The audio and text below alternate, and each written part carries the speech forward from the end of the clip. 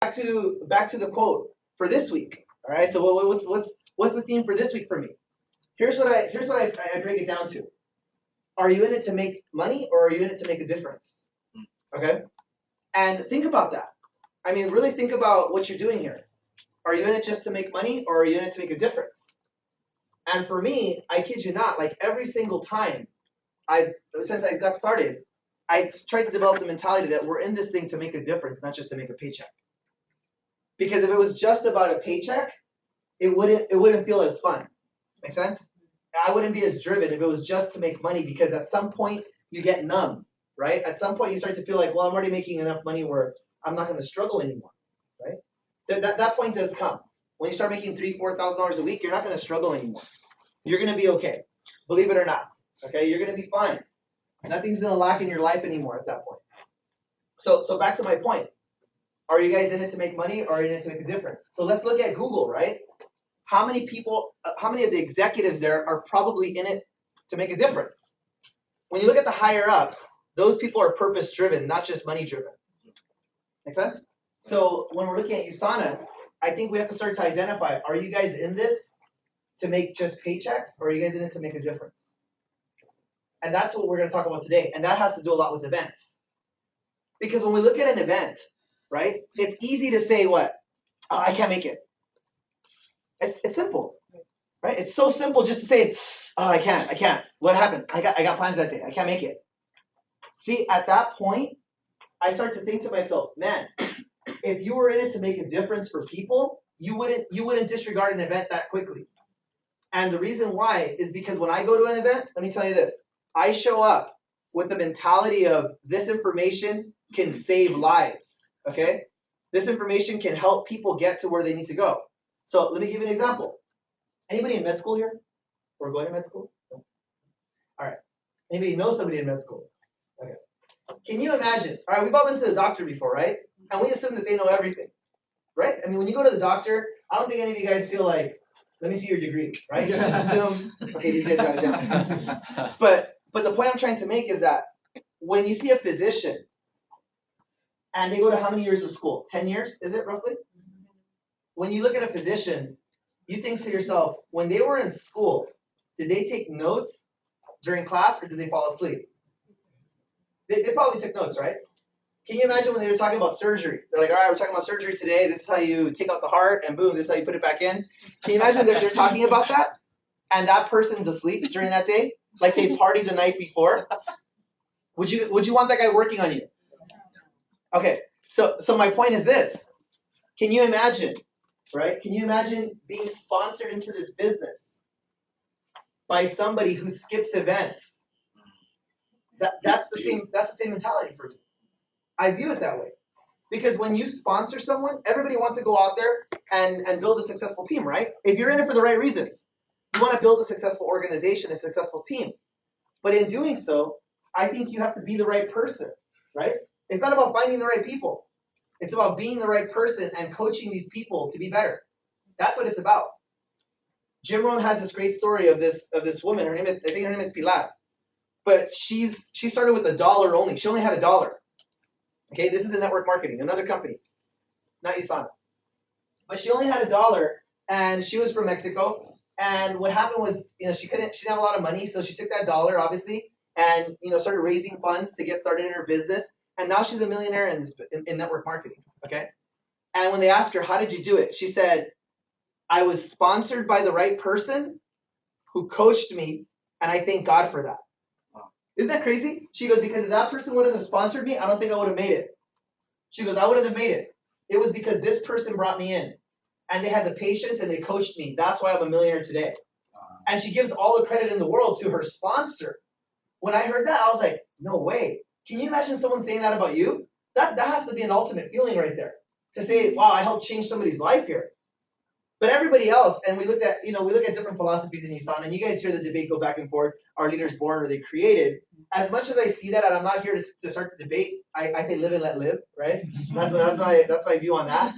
Because Jordan is a leader in USANA, if you guys know, who talks about you have to find leaders. You don't create them here. You find them. That's it. So whenever I hear that statement, I always think to myself, it's kind of discouraging. Okay? It's very discouraging because It doesn't give hope. It doesn't give hope to people. Because how many of you guys honestly here, I mean, even for myself, I'll put myself in that boat, okay? When I got started in USANA, I thought, oh, I'm a leader, man. I'm going to shine here. I swear to God, I didn't think that. When I got started in USANA, I remember thinking to myself, holy cow, I hope these people know what they're doing and they can help me. Like, that's what I remember thinking. So there's no way that I came in with that mentality that he's talking about. So every time I hear that, the way I can parallel it to you guys is those people that say, yeah, bees don't fly. It's that mentality. Yeah, their physical structure is not aerodynamic. They're not aerodynamically sound, so bees don't fly. Do you guys know that scientists say that about bees, right? That bees are not aerodynamically sound, so they shouldn't be able to fly. But how many of you guys have ever seen a bee fly before? How many of you have ever been stung by one of those suckers? Okay? Yeah. So my point is, you can listen to all the physics in the world, but you just need to go outside and realize that they do fly. And it's the same thing in USANA. You can say whatever you want about leaders are found and blah, blah, blah, but I can go into a room like this and see Abby and see Arabelle and see Scott and everybody else, all the leaders that are coming up, and I can say, no, that's not true. Leaders are created, period. So anyways, back to this. I think it starts, though, with identifying the people who are in it for the right reasons. It's going to start there. And part of being in it for the right reason is being in it for more than just yourself, okay? So back to the events. If I'm going to go back to the events real quick. When we look at events, when I show up, I don't think I show up just for myself. A lot of people go to the event and go, oh, what are they going to talk about? Okay, yeah, I know that already. See, I know that already.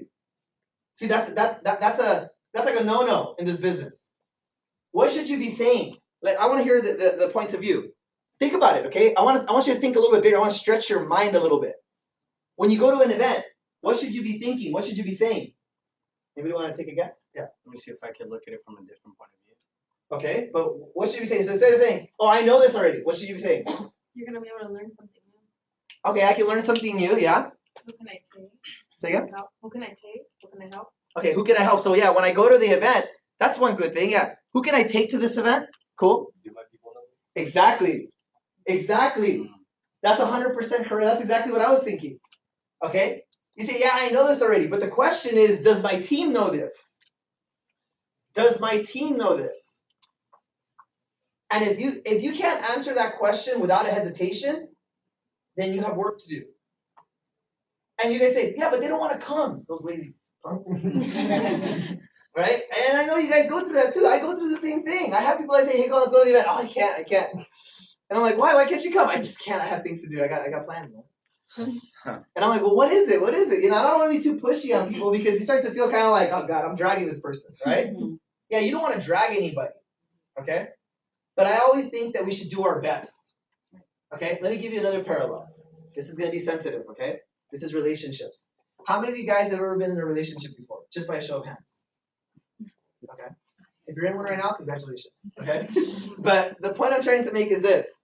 If you've ever been in a relationship before that didn't work out, it's always a sad thing. Okay, it's tough and it's harsh and all that other thing.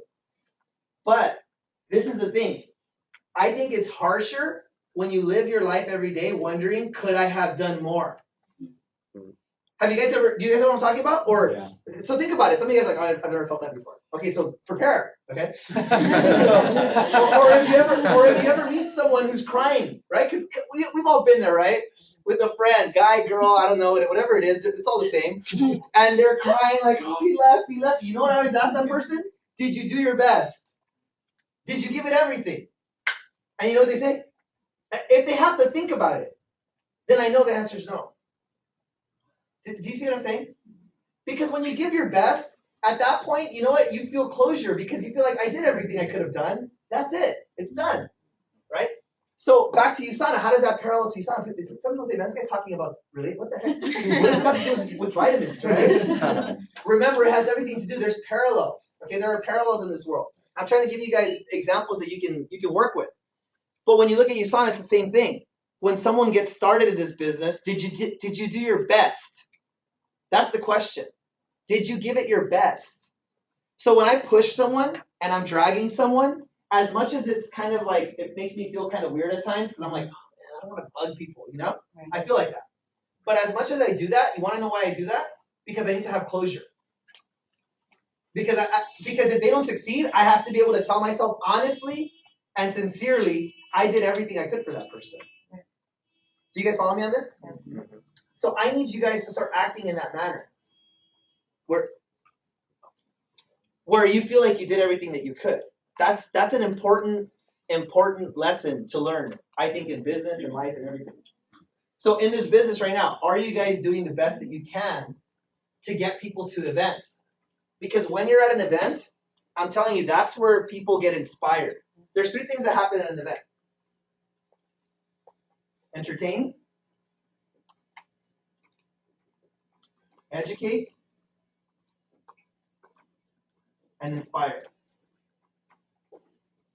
Or you could say that this is called motivate, right? Some of you guys like calling it motivate. I like calling it inspiration because motivation only lasts like charging a. It's like charging a cell phone. You unplug it and then the battery begins to die, right? And I believe that inspiration is like solar energy. It's just continuous. It keeps going. So inspiration lasts a lifetime, in my opinion. And motivation only lasts for maybe a couple hours, sometimes even a couple of minutes if you just leave the door and then it's gone, wears off. So at events, this happens. You're going to get entertained, and it's important to get entertained because you want to have fun when you're doing this business. If it's too serious all the time, I don't know. It gets boring. It gets old. So you want to be entertained, okay? And you want to get educated too, though. Right? So you want to learn, and you want to get motivated, right, or inspired. See, a lot of people say, "Oh, I don't want to just go get motivated," or "I'm sorry, I just want to go get motivated." You can't motivate without educating. You have to do both. Because then you just have motivated idiots if you don't educate, okay? So you want to make sure you educate them as well. They'll say, I'm motivated, but do you know anything, okay? So let's get educated too, and I think this Saturday is an opportunity to get educated. Like truly get educated in this business. And our goal, so anyways, back to the event. The event in Toronto was a success. Okay, we looked at the 90-day challenge that we threw. And we're gonna obviously right now we're gearing up for another 90-day push. But the point is this: was the 90-day challenge a success? We had a lot of people that said, "I don't know if it worked," and the people that said it didn't work were leaders who said, "I don't know if it really hit a home run the way I imagined it." And I think they're looking at it only from their own perspective. Do you see what I mean? See, that's the thing. When I look at it from only my own perspective, or do I look at it from the macro vision, from everybody's? Ian King, somebody who's been in USANA for 20 years, I think, right? Or roughly, I think 15, 20 years, who knows? Long. Some of you weren't even born when he signed up. How about that? Okay, so he's been in USANA for about, let's just say 20 years. That's nuts. He was a Ruby? When he came? Okay, so he was a Ruby during the 90-day challenge. Guy went Emerald and produced a couple of golds. That's awesome. He's on fire right now. Okay, Ian King, he's from Australia. So he never attended one of our events. He only attended online. So for those of you guys who are wondering, is it powerful to be online? It is. It is powerful. He doesn't make excuses. He was on every single call and every recording. He was on it. Okay? How about, who's the other gentleman? Mitchell. Right? What's his last name? Gochanda. What? Gochanda. Gochanda? Okay, so Mitchell. So Mitchell was a gold, right? Gold. And now he's a Ruby. Okay, so he was a gold director making about $1,000 a week, and now he's up to a 6-figure income. And he's producing a lot of leaders in his group. And I'm thinking he's from Australia as well. So our friends down under, okay, they're paying attention and they're running with this. And when I look at Mitchell, I'm very honest with people who want the truth. Okay, how many of you guys have heard this say before? You can't handle the truth. Have you guys heard that? Yes. It's from A Few Good Men, if you guys want to know. Some of you guys have never seen that movie. But I'll be honest, some people can't handle the truth. So with Mitchell, you know what I told him? I said, Mitchell, you got to dress better. And some people can't handle that. They're like, what? You know? I said, Mitchell, seriously, you got to look like an executive. So we went into it, and I gave him the truth. And he goes, just tell me, man. Tell me. Don't sugarcoat it. Tell me what I got to do. Tell me exactly what I got to do. And I'm giving it to him straight. But this guy is turning his business around, straight up. Because I'm telling him exactly what he needs to do, and he's listening 100%, and he's doing it. So that's like he's just hearing me and going, yeah, okay, I know. Now, if you know, then do it, right?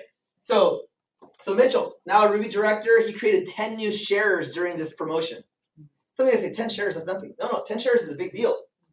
That's 10 people making $50. All right, if you have 10 people making $50 every week in your organization, believe me, you're going to make a ton of money in this business. Okay, you're going to impact a lot of people in this business that way. So where am I going with this? Okay, now what about Anna Lozano out in Toronto? I went to their event in January. It was freezing, man. Okay, I took my coat with me this time. I thought I don't know what I was thinking. I should have checked the weather. Okay, it was hot. All right, obviously it's the summer over there now, right? But 6 months prior in January when I was there, they had about 100 plus people, but it was open to everybody in Toronto. Everybody in Canada was welcome to come to the event when I was there speaking in Toronto in January.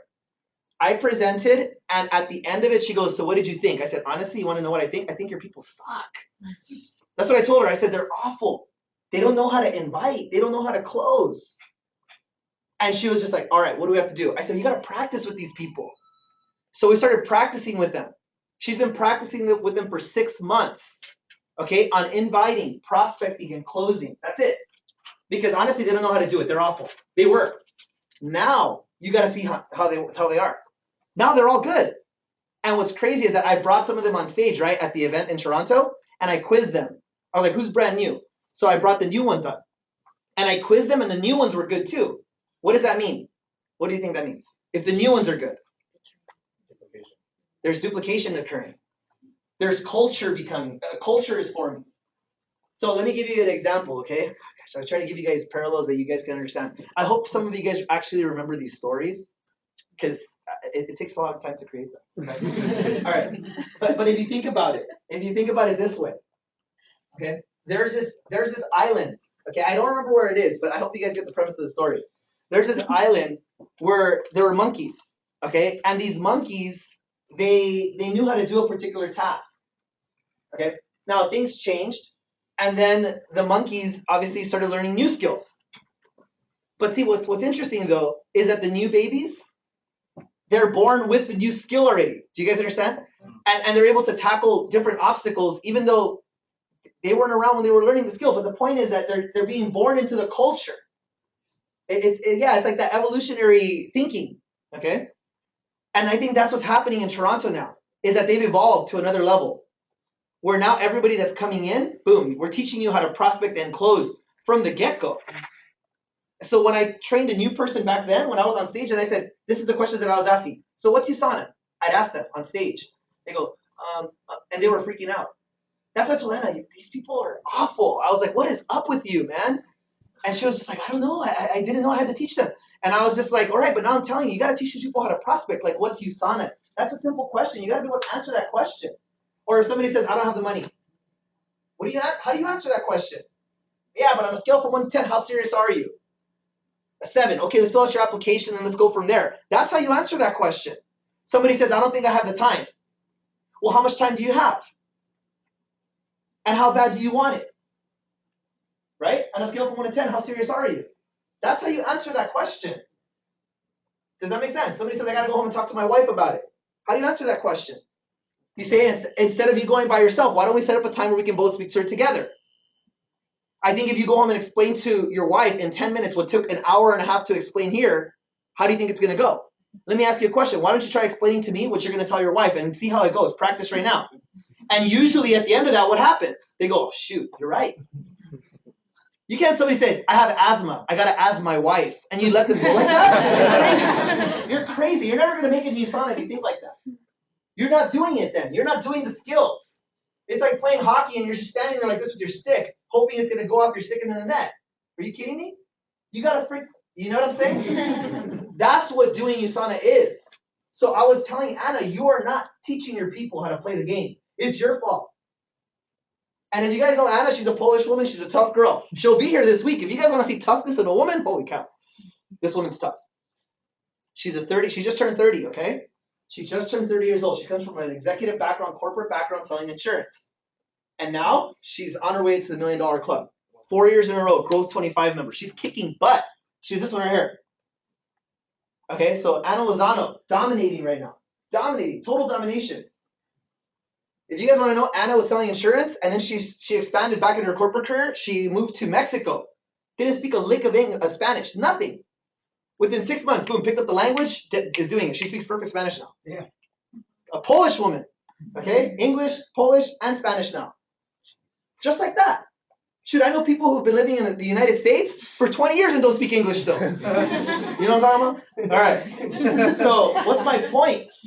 It's the evolutionary thinking. Because you make it too simple for them, you don't test them. Right?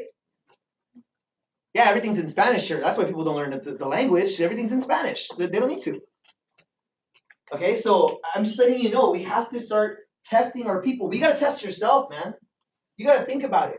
Do you know the skills? If somebody says, oh, my friend tried this before and failed, that's why I don't think I should do this. What do you say? What do you say? I ask them, have you ever been food poisoned before? And they say, yes. I say, did you keep eating? They say, yes. I say, of course, you cannot judge all of your eating experiences on one meal. That's what you say. I say, have you ever been to a car accident before? Yes. Did you keep driving? Have you ever been in a relationship before? Yes. Did you keep dating if it didn't work out? Or you swear people off forever? You just have to forget men. Does that make sense? You don't do that. You can't swear people off just because you had one bad experience. You follow me on this? That's what you say. You don't just say, oh, what company was your friend in? Oh, Herbalife? Oh. Yeah, you're right. Yeah, I should quit too. Is that what you're thinking? See what I'm saying, guys? That's like somebody coming, you have the puck. Someone's coming to you and you go, is that what you do when you play the game? You have the ball. Someone says, let me get the ball. Here. That's how you play the game? You see how I'm giving you the parallel? So you can see how ridiculous it sounds? Right? Yeah, I ask people, have you ever failed a test before in school? Did you drop out? Do you understand how ridiculous it sounds? So why do I do parallels? Who can answer that? Why do I give people parallels?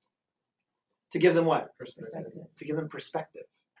Because I believe that people lack perspective in this world. So, okay, let me ask you this question. This is a good question to ponder, okay? Why do you think people lack perspective? All right? What do you think, Scotty? Why do people lack perspective? They have their own. Okay, because they have their own and they hang on to it. That's good. That's true. Because they have their own and they're like, I already have my perspective. I don't need another one. Right? Let me ask you guys, if you only have one perspective, is that a good thing? No. Let's put it into another perspective then. If you have a child, let's take that perspective and put it into a different one. If you have a child and you're seeing it from your perspective only and not the child's perspective, is that fair? No. See, as a parent, I think you learn to utilize multiple perspectives. Can you imagine your son's sleeping and you go get a job? I mean, that's from your own perspective, right? He's 5 years old. So you have to learn how to adapt to your child. Or your child's crawling around on the ground, right? You're like, come on, get up. He's an infant. Come on, stand up, dude. What's wrong with you? Like, you're not going to do that to your child, right? You need to get the perspective of, yes, he's just a child. He needs to learn how to get his balance. And once he has his balance, or she has her balance, then they can take it to the first step. True or not true? All right? I know some of you guys are like, oh, that's too extreme. Well, how many of you guys have ever owned a business before? How many of you guys have ever been in an executive position where you had to look over people and their results depended on you? Some of you guys might have had some of that experience, right? Okay. How efficient were you there? Were you a 10? Were you a 1? Okay. And where are you today with that? In that sense? Because we can't hang on to our successes from the past, right? I talk to people like that all the time. Say, yeah, I used to be. That's it. I mean, you said it all. You used to be. Like those people say, I used to be buff. Back in high school. I'm like, I know, but now? What happened? You know, it's like, come on. And then we hear all the reasons, right? Yeah, but I got injured, and but this, and but this, and but this. And dude, I've seen too many things on Facebook and YouTube to believe anybody now. I've literally seen people with like one arm that are ripped. I saw a woman today, an Asian woman, doing a clean and press with one arm, like this. She was missing one arm. And she just went like that. I was like, oh. I changed my perspective. Because she did 245s. I can't even do 245s with two hands. I can right now, but now I'm inspired, right? So why do people lack perspective? That's the question. Can somebody else give me an answer here? This is important, man. This is very important, yeah. I think they hang around the same people all the time, so they don't have a chance to get others. Okay. Okay, give me another way of saying that. Give me something else. Limited exposure. That's right. Lack of experience. That's it. Jim Rohn says in his audio, don't miss anything. And the reason why he says don't miss anything, for some of you guys who are not listening to Jim Rohn, yikes. Beware. You're not. I don't think you're gonna make it. Okay. You got to listen to Jim Rohn. He's a business philosopher. Good stuff. And what Jim Rohn talks about, he says, don't miss anything. Because what happens is when you miss things, you don't get the perspective. You don't have as much life experience. Let me throw this one at you. Okay. If you guys ever saw Good Will Hunting, I've used this example before, but for some of you guys that didn't get it, it didn't click at that moment. How many of you guys saw Good Will Hunting? Some of you, that's it? Man, I'm feeling old now. You guys didn't see Good Will Hunting with Ben Affleck and Matt Damon? Robin Williams won an Academy Award? No? Best Screenplay Academy Award? No? Written by Ben Affleck, probably the best thing he's ever done, and now he's gonna be Batman, I guess. I can't see it yet. Okay, but all right, forget Good Will Hunting. Then you guys have never seen it. This is terrible. All right, how many of you guys watch movies? You like watching movies? All right. Some of you guys are not movie guys or movie girls. I'll tell you one thing. I recommend it. I recommend it to watch movies because you're gonna gain perspectives without actually having life experiences. Like if you're not traveling around the world and doing a lot of stuff, you're going to lack perspective, trust me. But believe it or not, you will. You need to gain experiences in your life. You got to go out there and try stuff out, test stuff. Not bad stuff, but just test stuff out, okay? Gain some experience in your life so you can gain perspective, all right? Okay, let me give you one more. How many of you guys have seen the Planet of the Apes movie, the new one? Oh. The Dawn of the Planet of the Apes. That's it. Hey, what are you guys doing nowadays? All right? And don't bootleg it. Don't steal it either. I'm going to go to Pirate Bay and get it. No. You got to go see it, man. It's only $12. Okay, so when I was in... Okay, Anna, she's hilarious, dude. When I was in Toronto, I went to go see the movie. I was dying to see it. Like, I wanted to see it the day it came out, but I had to fly out.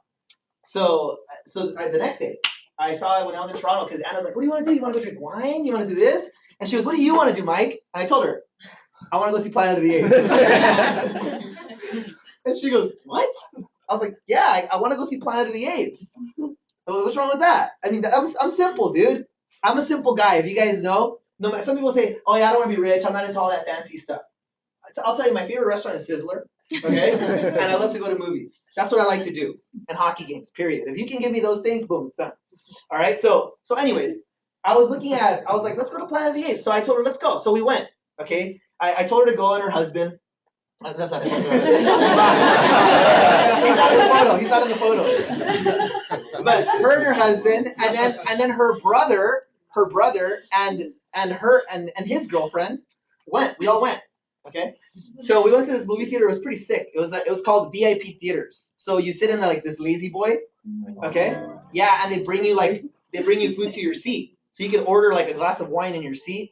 I ordered a root beer float. Okay, so I wanted to watch the movie. I don't want to get buzzed or anything like that. I wanted to enjoy the movie. So I ordered the root beer float. I'm watching the movie, and I'll tell you this: it was quite phenomenal. When you watch the movie from the leadership perspective, okay. Not just what you say, oh, a bunch of monkeys monkeying around or whatever. Like, no, you got to see it from the leadership perspective. So I challenge you guys to go watch it. Okay, it might not be the best movie for someone who's brand new though, because you might not see it all the way yet. But the leadership principles in the movie are pretty amazing. Okay, when it talks about doing things for the right reasons. Who saw it already? Yeah. Okay. Okay. Did you watch it? Okay. Doing things for the right reasons. There's two monkeys. Okay, Caesar's one. Okay, and the other one is Koba. And you get to see why Caesar does things and why Koba does things.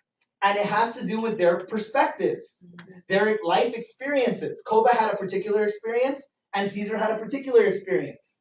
And Koba does it for himself and Caesar does it for the people, for the monkeys. Okay? So, anyways, when you watch the movie from that perspective, you're like, wait a minute, hold on a second. There's a lesson here. And even like at the end, oh my gosh. Anyway, I don't want to blow it for you guys. I don't want to blow it for you guys. See, it's better for everyone to see that. We should honestly, you guys should do like movie days with your team. Like, say again? The what? By next week, for sure. I mean, just watching movies together. See, I don't think you guys need to go out there and party all night to feel like you know what I'm saying? It's the simple things, dude. Trust me, man. Get together with your team and play games. See who's too cool to play.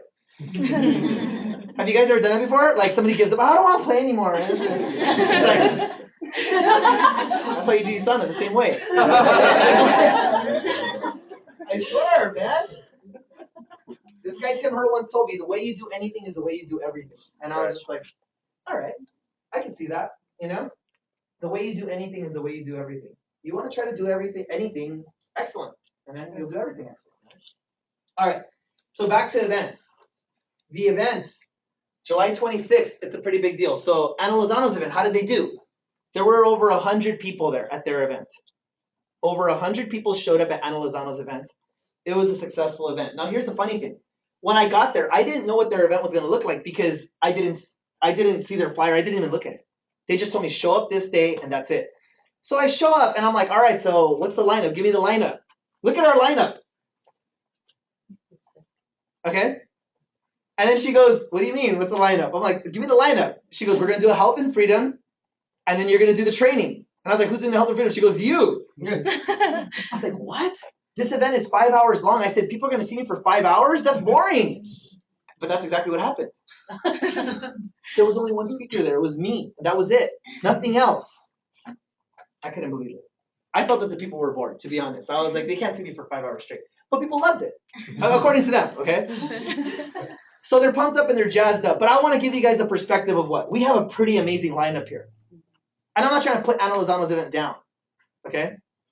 I'm just saying, if you can't bring people to an event like this is a pretty special event. You don't want to miss this. July 26th will be awesome. And one thing is showing up, and another thing is really showing up. Do you guys know what I'm talking about? Yeah. So that showing up, or like, let's show up, let's see this. Do you guys follow me on this? Okay, like taking Ana Lozano to the movie theater. I don't think she showed up. Okay, guys? She was asleep halfway through the movie. All right, guys? I saw her like this. And I was like, Anna. And at the end of the movie, I told her, so what did you like about the movie? She goes, the little monkey was cute. I was like, you missed it. I was like, come on, Anna. All right, so I had to literally explain the movie to her again afterwards. Okay? But anyways. I'm letting you guys know right now, honestly, the July 26th event is going to be a big deal. Okay, so what should you strive for? All right? What should be your goals? What should be your whole intention? All right? Number one is this. Get everything out of it. Get the most out.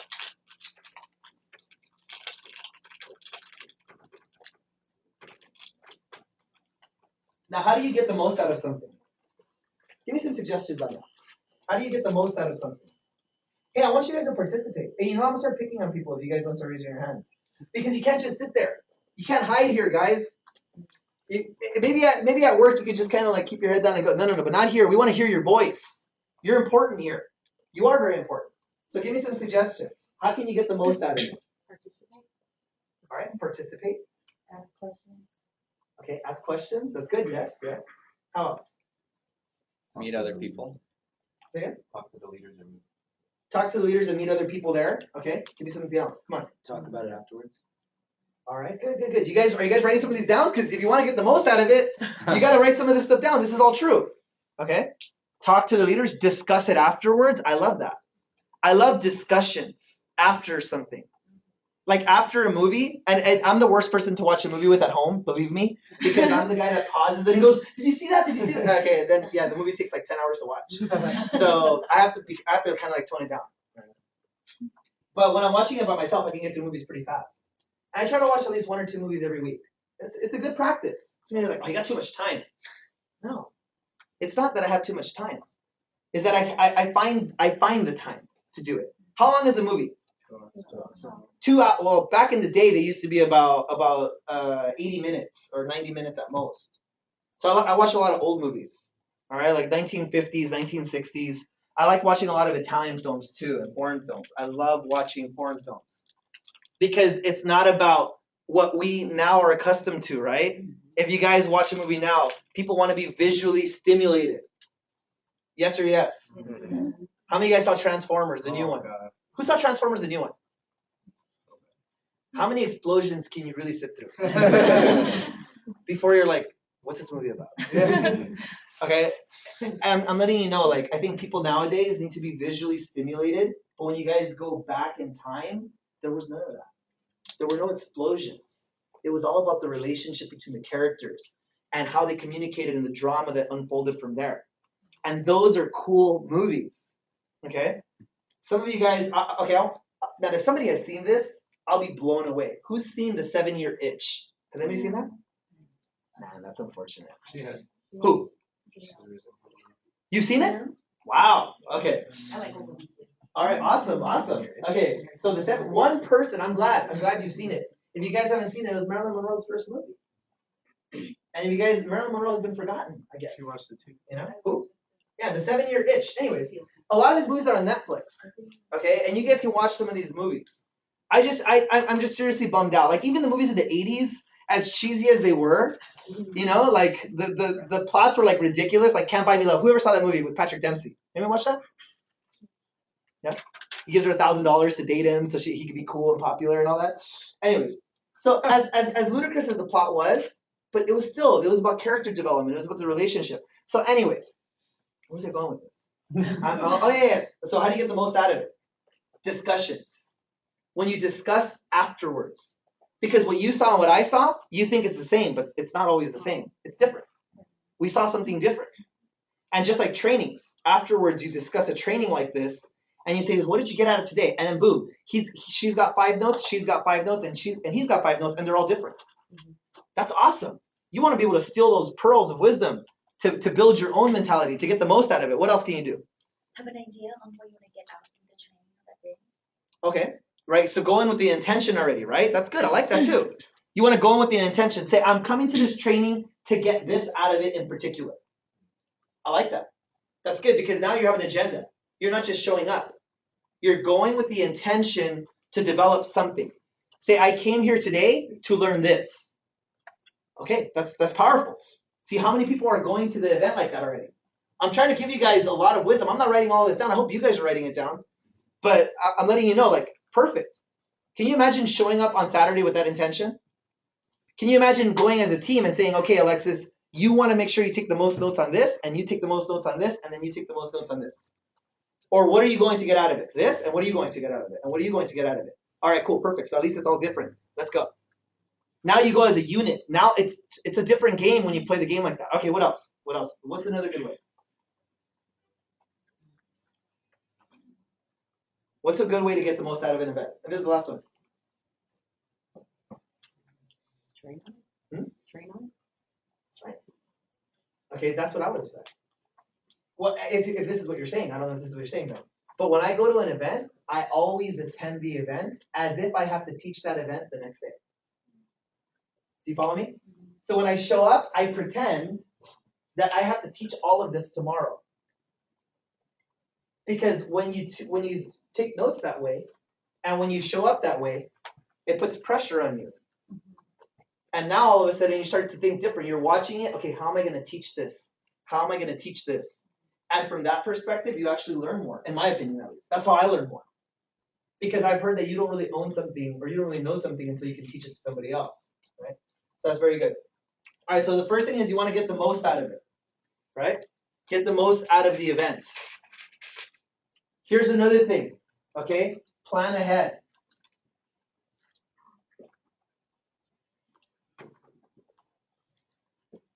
You want to plan ahead at your events. And what do I mean by planning ahead? Exactly. What are some things that could hurt you at the event? Get there late. Get there late. Definitely. Something about showing up late just gets you in a weird funk, doesn't it? Yeah. Okay, back to the movie example. Have you ever walked into a movie after it started? Yeah. Oh, okay. Like, I'm talking about like 5 minutes after it started. It's just 5 minutes in. but can you imagine what that's like though? I won't even watch the movie at that point. I can't. Because what if something happened in the beginning? Right? If it all connects, I can't miss the beginning. Shoot, you know what? I can't even miss the previews. Yeah. Okay? I swear. Like people tell me like, oh, the previews? I'm like, I have to see the previews. I have to see what's coming. Okay? So anyways, so I'm planning ahead already to see what other movies I need to watch. But anyways, the whole point is that, yes, you want to plan ahead. So being late, that's a huge one. Huge.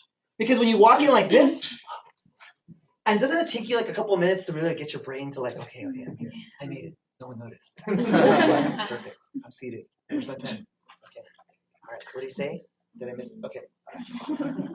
Doesn't it take a little bit? Dude, you missed 20 minutes already by that point. All right. So planning ahead, being early. What else can you do to plan ahead? Come on, guys. Let's hear it. Come on, guys. Sleep well the night before. Hey, if you want to go to a whole other level, definitely.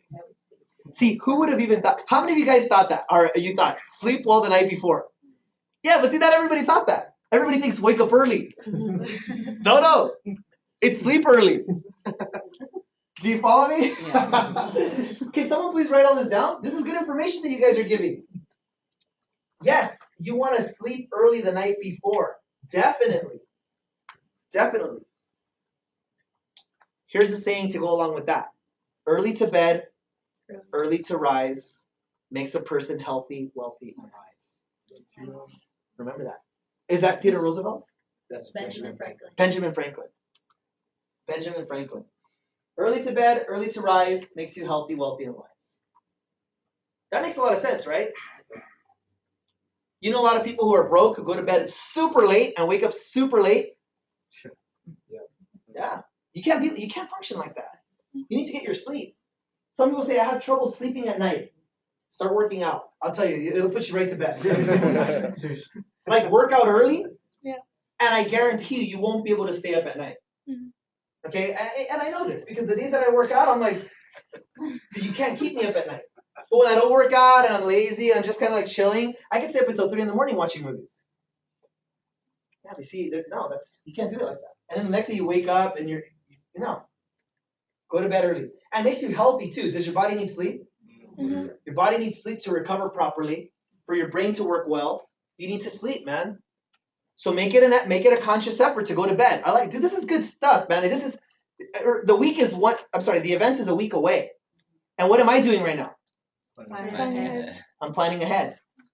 Because at the end of it, what am I going to say? Remember I told you guys about, what did I say earlier? What do I need to feel? Closure. I need to feel closure. So really, I'm doing this for myself. Because if I see anybody there that's late or sleepy or whatever, what am I going to say? Hey, it's you. It's on you. It's not on me. It's on you. All right. What's another thing that can go wrong? Distractions. Say again? Distractions. Distractions. That's a big one. Where do most of the distractions occur? What? In the back. In the back of the room. So if I want to get the most out of an event, Go sit in the front. say it. Sit in the front. Sit in the front, not in the back. I'll promise you this. If you've ever sat in the front of an event, I promise you, you will get more out of it than if you sit in the back. If you ever go to a concert, do you get more if you sit in the front or if you sit in the back? Huh? I'll tell you this, man. When I went to go see Beyonce, I mean, I almost touched her. She was right there. I was just like, be right here. It was good. I mean, wow, dude. I was waiting for her to do her little. I wanted her to hit me with her hair and everything. Right there. Okay, is anybody going to see Jay-Z and Beyonce? Well, where are you going to see that? It's just a little. Okay, cool. Hey, that's fine. But you're going to be there. Don't miss it, right? Hey, it's good to say I'm here today, but I will be there next time. Make sense? To paint the picture. You're making progress. As opposed to say, I missed it completely. You want to know one of my biggest life's regrets? I might have mentioned this before. One of my biggest life's regrets is not seeing Michael Jackson live. God. Every time I think about that, it kills me. It kills me. Because I always said, I want to see it, I want to see it, I want to see it. And I said, I'll go next time. I'll go, oh, well, we'll see. I never made the time to go. Idiot. Now all I have is my record LPs, and I listen to his LPs. That's all I got. Okay? So I'm telling you, if you guys like something, don't miss it, man. You better show up. So I already got my tickets to go see Jay-Z and Beyonce, for sure. Okay? But I'm going to go see it at AT&T Park in NorCal. Oh, and I'm going to be right in front, believe it or not. I'm going to be there singing and everything. Anyway, so I'm excited. I'm excited. But you plan ahead, though, right? You want to plan ahead. So what else? So sitting up front, that's a big deal. Can you imagine all of you guys show up at the event and you guys all sit up front? I mean, the first 5 rows are completely filled by you guys. Your business will be different. Because there's something about sitting in the back that just, it sucks. It does. People get up, people are texting, people are on their phones, checking their Facebook or whatever. What else happens? People are chatting, commenting. Look at people with the back of their heads. Yeah, you're seeing people, there's too many heads in the way. Right? It's like, there's too many opportunities to get distracted. You're like, oh, that person's hair is nice. Okay, that guy's bald. Like, there's just way too much going on. By the time you get to the front, it's watered down. So you want to be sure that you're sitting up front. Is it true or not? But see, I think, all right, if I were to ask you guys before today, okay, before we talked today, before our whole conversation started, how many of you guys would have thought all of this through? Do you see that's the problem? Now, what are we doing here? If you think about it, what are we doing here? I know we're planning ahead, but how can you sum all of this up? Pre-game. Say again? Pre-game. Perspective, doing a pregame. But how can we sum it up? How can we sum it up? Creating a culture. Okay, creating a culture. Give me something else. Sum it up. An ounce of prevention. An ounce of prevention. Yes, we're preventing it, but okay, what are we doing here? I'm sorry. What are we being here? Yeah, we're being prepared. Aware. We're being aware. What else? What are we being here, though? We're being what? Huh? Professionals. Okay, give me something else. We're being what? Proactive. Huh? Come on, guys. Something else. We're being what? This is like the whole. We talk about this all the time. Leader. Yes.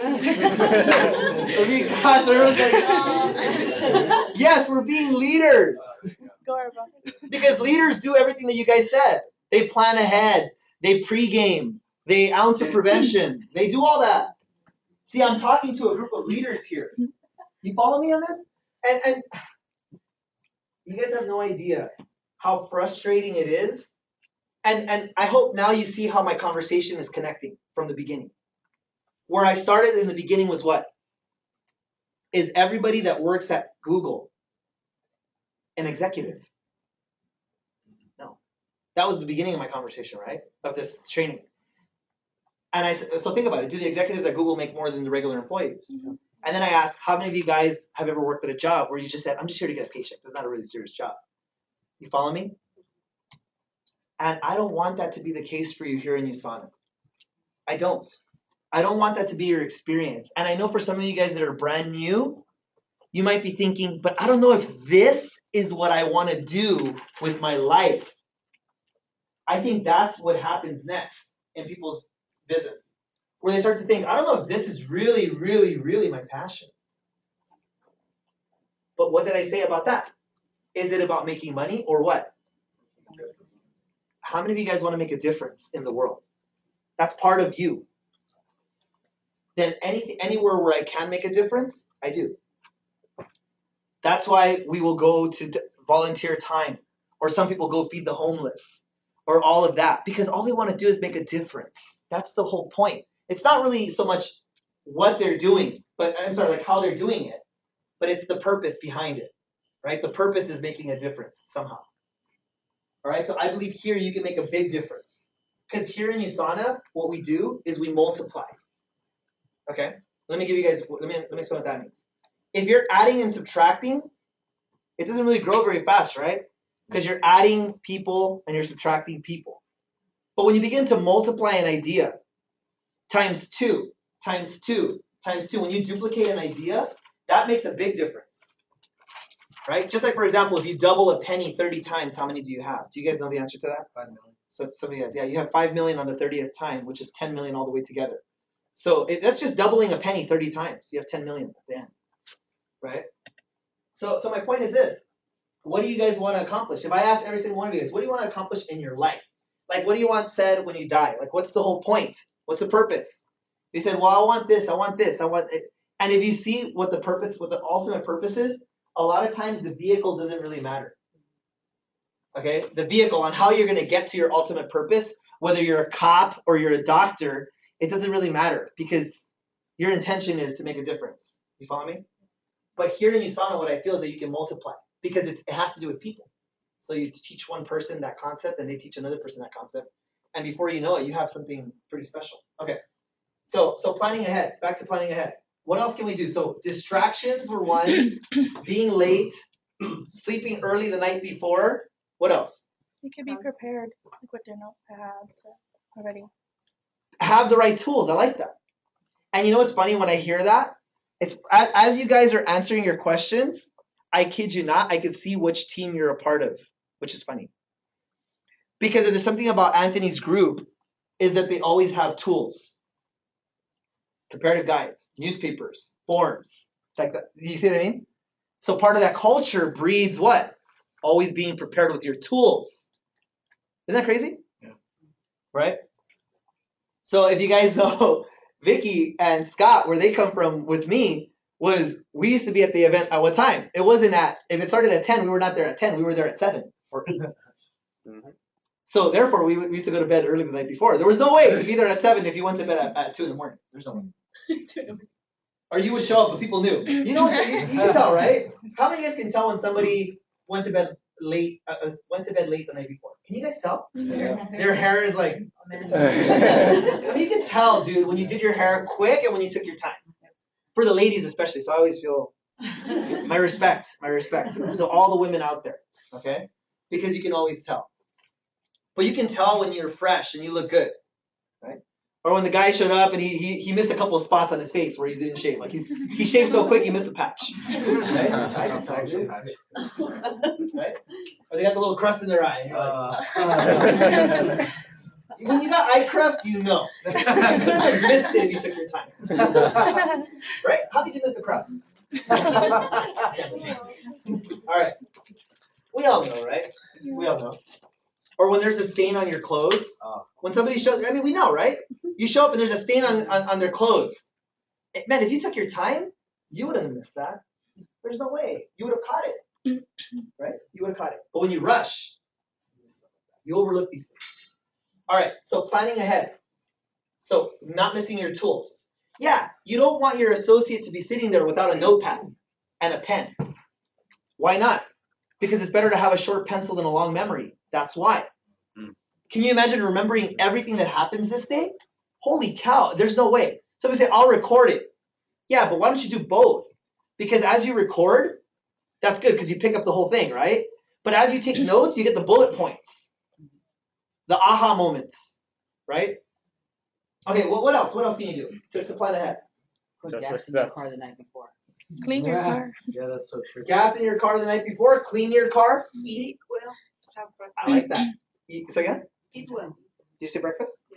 Yes. Eat well. Definitely. Hey, I can't agree with you more. How many of you guys have ever been at an event, or at anything for that matter, and you're hungry? Yeah. Like you're sitting there, and then boom, the first missile launches. And then the guy next to you is like, gives you thumb. Here. He gives you a bar or something. I've seen it. It's loud, and then before you know, like, like you hear, you're like, oh shoot. Can you imagine your whole team is hungry? Your whole team is starving? They're not gonna pay attention. It's hard to listen when you're hungry, dude. I know. It's not like I'm not sensitive to it, for sure. When I'm hungry, dude, I can't think. Or they start saying something like, yeah, when you come into this bit, and they say in and you think in and out. Is it true? Like your mind wanders? You're like, shoot. You start picturing like, you know, he turns into like a turkey on stage. You're like, oh, dude. Like, no, I'm serious. It's like you want to make sure that you ate and that you brought snacks. For sure. Now, we work in a health company, so it's kind of cool that we actually make food and snacks. There you go, planning ahead. Perfect. She's got some grapes in her little bag. Now, another thing is not to bring a whole buffet, though. Right? There's always one person. Brings out the sandwiches, the whole thing's got a little table, puts the placemat and the candle. All right, guys, let's go. I planned ahead. No, I'm talking about like we need rations. Like this is like military style, guys. Rations. Okay, no buffet. Because yeah, you want to get the most out of it, right? Is this helping you guys? Oh, you're learning. So is this helping you guys a little bit? Yes. I need you guys to be aware that what you do in this business matters.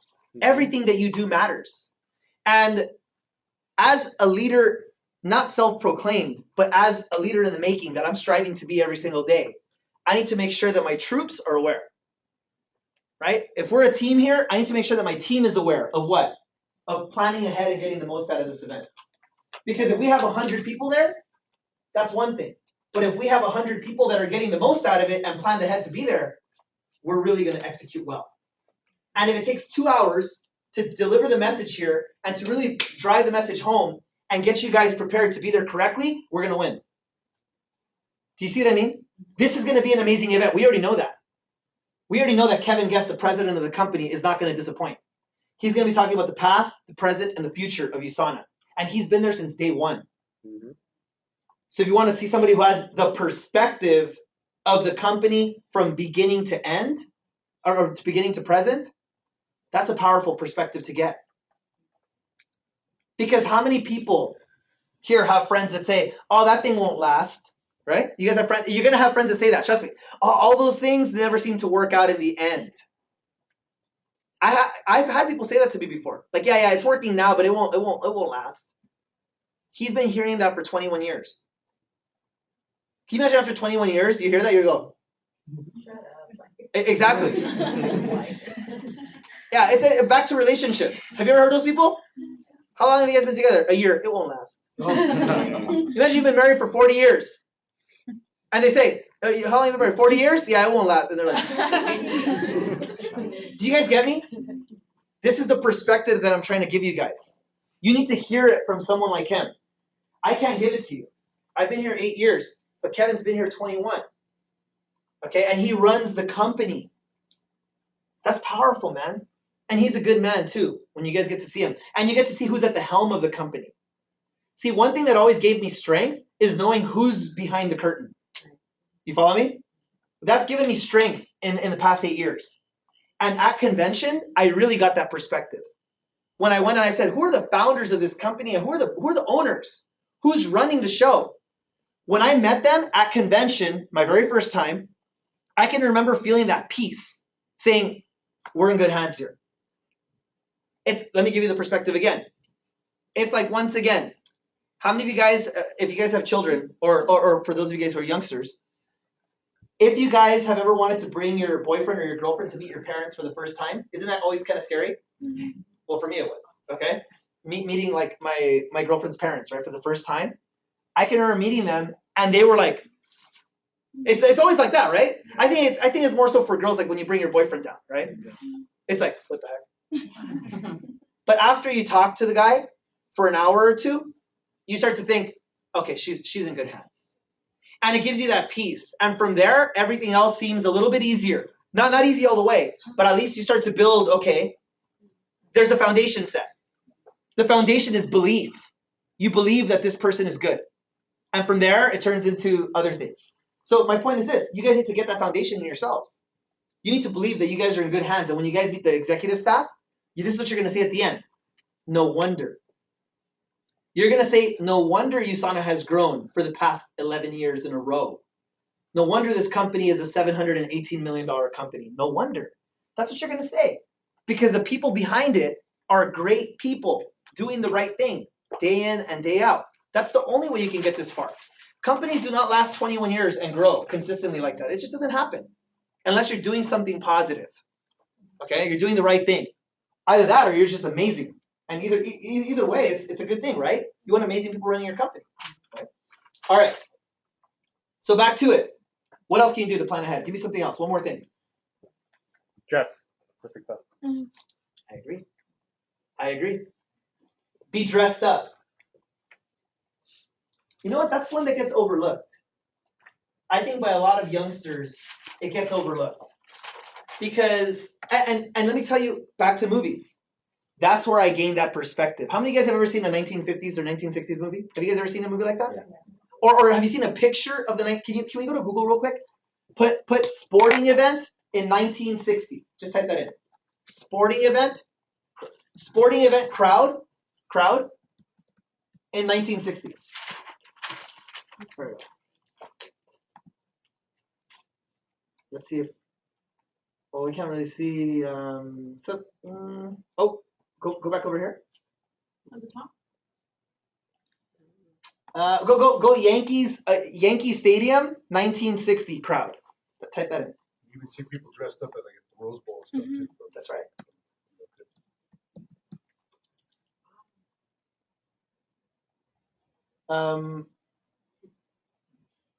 No, we can't get a good perspective here. Yankee Stadium event. Take event out. No, those are the Beatles. Okay, right here, right there. Right here, this one. Do you guys see it? Wow. This is at a ball game. 1960s. Look at the audience. At a ball game. Okay? Now type in ghetto LA Dodger fans. Type in ghetto LA Dodger fans, please, so we can see it. I'm a Dodgers fan, by the way, but I know who we are. Okay? Really? My point is that when you guys I hope something crazy doesn't come up. Alright, well let's see what we can get some. Dude, that guy looks like me almost right there. Okay, but and I'm not trying to hate on these people. Yeah, everybody got their logo gear, but look, this guy's got a muscle shirt on. This guy, you know what I'm saying? Like, it's definitely not the same. It's not the same anymore. Yeah, they go in sandals. You know what I mean? We've all seen those Walmart stories on Facebook, right? Like, okay, you know you're at Walmart when, all that kind of stuff. But I kid you not, when you watch those 1950s, 1960s movies, they got home from work and they were still in their tie. Yeah. The Ricky Ricardo look. The Ricky Ricardo look, exactly. I Love Lucy. You guys ever saw I Love Lucy? Yeah, they never looked like bums.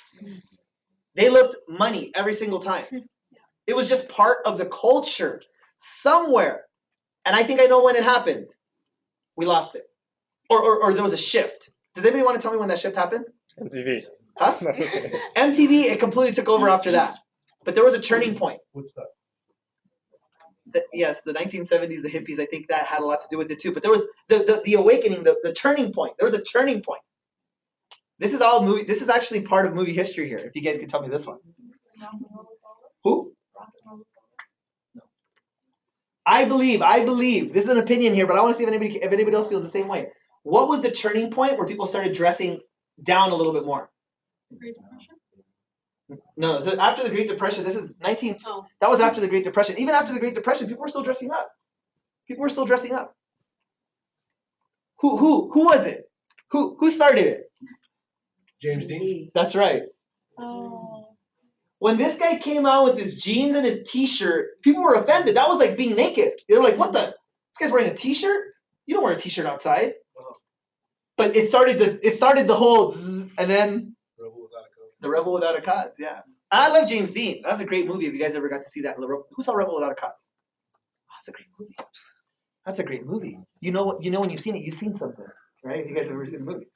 But the point is, yeah, I think that's kind of what started it. But anyways, we don't want to hate on James Dean. The point is that, hey, that was one person. We don't have to. I believe that dressing up should be a part of business. Don't you agree? Yes.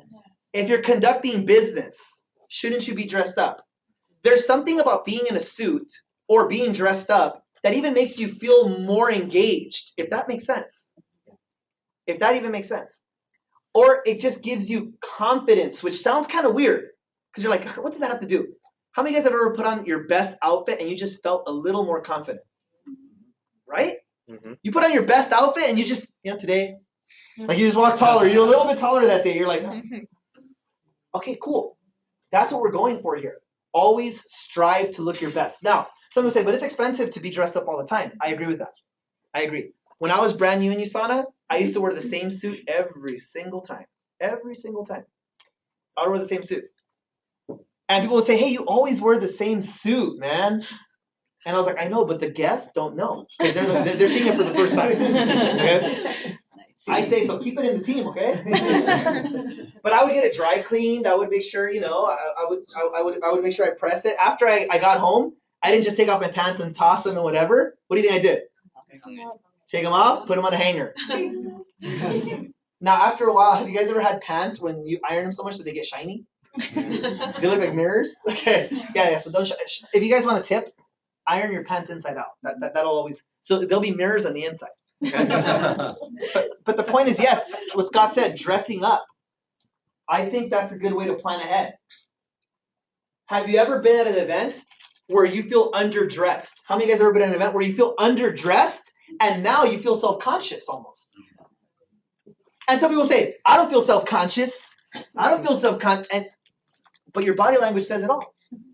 Your body language says that you don't feel self-conscious, but you're creating you're not easy though. You're not feeling easy. You're uneasy.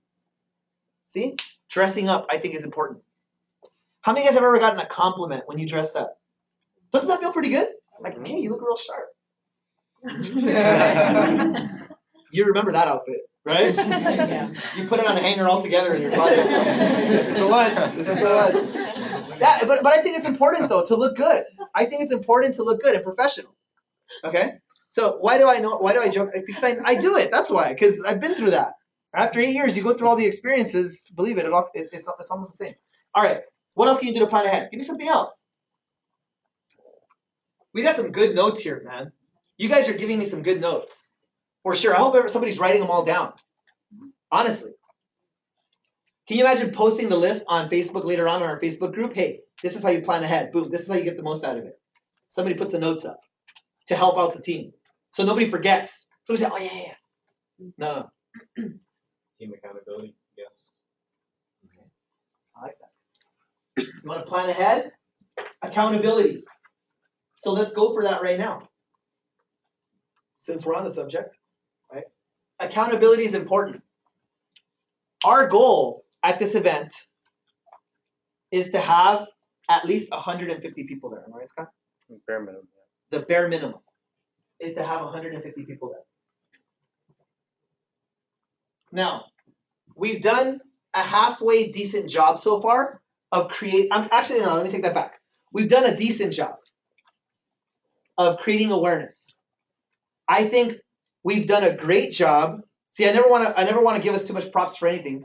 We've done a decent job of creating awareness. That's the flyer.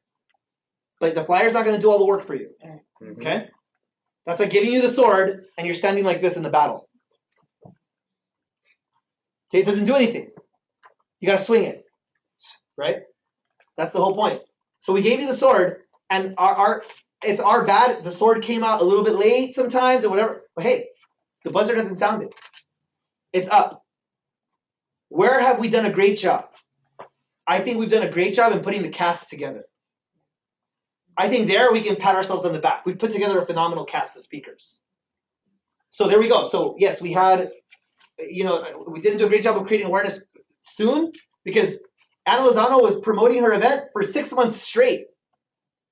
Non-stop. Like from the moment I left Toronto, they started saying he'll be back this day. Yeah. Okay, and for us, we switched the date around a little bit. But it doesn't matter. It doesn't matter. There's still time. Another thing that we've done well is our setup and our substance, I believe, is better than the one in Toronto. Our setup is going to be a table discussions. So for you guys that are wondering how this is all going to work, you're going to be sitting at a table. So you're not going to be sitting like this. You'll be seated at a table with your team. And at that table, you guys can all be taking notes and really getting the most out of it, right? There's going to be a workbook that you guys could download. So you can bring the workbook with you. That's powerful too. See, at the other event that I showed up at, people were like, they just came and they were like, okay. They sat down, 5 hours. Jeez. Sat down for 5 hours. No workbook, nothing. I had a PowerPoint with maybe like 20 slides for 5 hours. Okay, so I was just like, But what we did more than anything else was we practiced. We did role playing. And that's what Anna wanted. She goes, Mike, I want you to role play with them. She goes, I want you to put a hot iron in their side. Like, come on, get them going. She goes, I want you to punk them hard. Be hard on them. Don't be easy on them. She's like that, dude. She's like, don't be easy on my people. I'm like, all right, I won't be easy on them. So I was throwing all types of questions at them, and they were answering. And I was like, wow, that means that they've been practicing. So prospecting, inviting, follow-up and closing, getting started right, presenting, and promoting events. That's what we're going to be going over. You're going to learn all those skills in one day. That's pretty powerful, man. And you're going to be learning from the best of the best. So once you know all of those skills, or you have at least a good foundation of those skills down, can you do some damage? For sure. For sure. Okay? So anyways, I think our setup is a lot better. But back to Sanchez's point, accountability-wise, we want to make sure that we break that number. We want to break 150. We don't want to just hit 150. If you guys look at Bruce Lee, when he tried to take a punch at a target, he didn't try to punch the target. He tried to punch through the target, right? And I think that's what we're trying to do here. Isn't it weird how we can pull the parallels from almost everywhere? It's the same, because success is the same everywhere. It doesn't matter if we're doing USANA or martial arts. Success is the same. Period. That's why whenever let me ask you guys a question. Think of something that you're successful at already, besides USANA. Something that you're good at. Right? And I've said this before. Okay, it doesn't have to be something amazing like, oh, I'm good at playing the piano, because that's really nice, you know? But like, if you oh man. I don't want to humiliate TJ. I do it every single time. But if you guys have ever played Super Smash Brothers for the Nintendo 64, I am amazing at that game. I'm unbeatable. Right, TJ? Unbeatable. Unbeatable. Right, CJ? I can't lose. I've never lost. Undefeated my whole life. Imagine that. Should have not just letting the boss win. Say again? They're not just letting the boss win. No way, dude. No way. So I've even challenged myself where I said, okay, come 2 at a time. Oh. Nothing. They can't do it. They can't do it. It's at my house. If you guys ever want to throw down, you guys can come over. We might even bring it to the office one day so you guys can see what mastery looks like. And many have tried and many have failed. And then they brought their best guy teachers, like, all right, bring the diamond director over. He got his diamond director, brought him over. He was close though, but that's as close as they ever got. Okay. So anyways, my point is, yeah, but I feel like I'm good at that. That's one thing that I'm good at. Right? It's something so stupid, but I'm good at that. And how did I get good at this? Practice. 10,000 hours. Yeah, 10,000 hours at least. Yeah, I practiced during college. I mean, this is Nintendo 64 back in my college days. Okay, so some of you guys don't even know what that even looks like anymore. Okay? But back in college, 007 GoldenEye. I mean, that's what we were doing. All right, now you guys have all kinds of cool ways of getting online and playing games online. We didn't have online games at that time. So, anyways, back to the point. Practicing. So I practiced with them. She wanted me to practice with their people, and we did. And believe it or not, they're very good. So destroying the target or being successful, I think it has a lot to do with trying to hit through the target. Always try to hit through the target. So 150.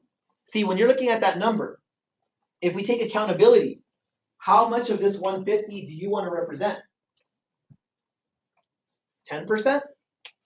Right? That's 15 people there. 20%? 30%, 40%, 50%. Shoot, how about 1% of it? Right? Well, we have to do at least 2 actually. At least 2% of it. Right? Yeah. Because 1% of it would be how much? 1.5. So yeah, so at least 2% of it, right? You know, maybe 2% of it. 3 people. Wouldn't that be cool? Say I'm 2% of this room right now. 3 people. Yeah, but do it though. Think about it. If everybody accounted for 2% here, where would we be? We'll hit. Right? We have about 50 people here. 50 people with a 2% accountability is done. But are you going to push to do your best? Right? That's the next question. Are you going to play till the buzzer? Are you going to be a professional? Because a lot of people say, I wish I had more time. You have time. You still have a week to promote this event. You can get 10 to 15 people there easily by yourself if you wanted to. But it's going to take you planning ahead too. Can you imagine you tell your people, all right, we're going to dress up, we're going to eat, we got all the meals prepared, I got this, it's all done. It's cool when you see people who are planners like that, right? And then you know what it does to you? It builds your influence as a leader. If you're planning ahead, even for your 3 people, say, look, I planned ahead, bro. I brought notepads for all of us because I didn't know if you guys are going to bring them or not. So I brought notepads. I also brought snacks and meal replacements because if we're hungry, boom, it's done. Can you imagine your team's like, holy cow. I'm signed up by the right person. And now that's encouraging. Feeling like you're signed up by the right person. Okay. All right, so dressing sharp, I think that's important. I can remember back in the day, I used to carry an extra shirt and tie in my trunk. Just in case I ever brought a guest who didn't have a shirt and tie on, I would say, here, put this on. Nice. You know, I used to do that all the time. Because it was part of me building my business, planning ahead. So I would recommend plan ahead always, always. And even if it was a lady, right? She could put on a shirt and tie. It's fine. Looks good. All right. So getting the most out of an event, planning ahead. Anthony talked about accountability. I think that's probably one in of itself.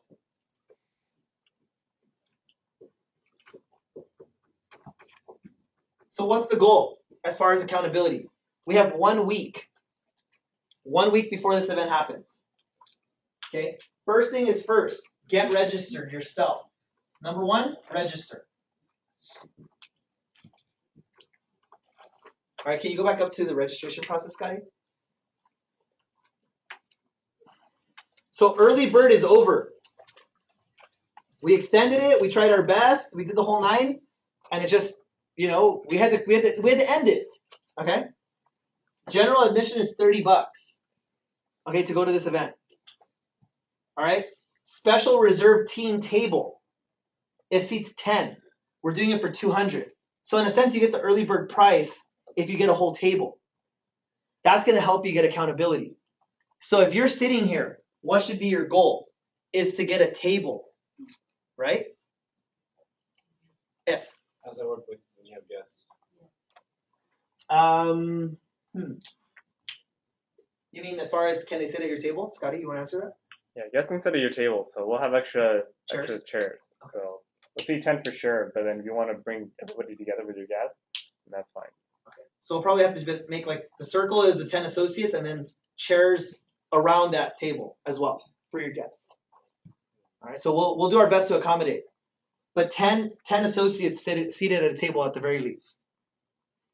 So here's the next question. Some of you guys say, okay, let me get my 10 people and then I'll get my table. Do you think that's a good mentality? No.